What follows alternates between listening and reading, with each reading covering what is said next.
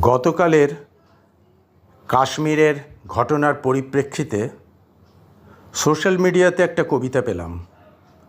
জানি না এটা উগ্র সাম্প্রদায়িক নাকি এটাই বাস্তব, আপনারাই বলবেন। ওরা কিন্তু জানতে চায়নি যে টার্গেটদের মধ্যে কেউ সেকুলার ছিল কি না।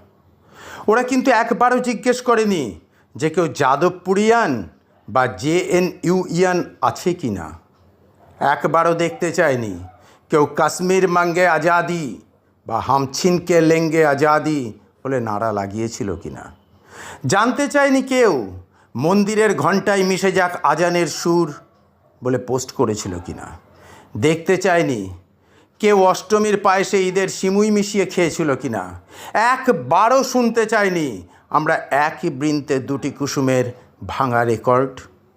শুধু নাম জেনেছে, ধর্ম ঠাউরেছে আর পয়েন্ট ব্ল্যাঙ্ক রেঞ্জে বুলেট ছুঁড়েছে। ওদের কাছে লড়াইটা ভাতের না, জাতের। আপনার বেঁচে থাকার অধিকার নির্ণয় হয় আপনার প্যান্টের ভেতর। ধন্যবাদ।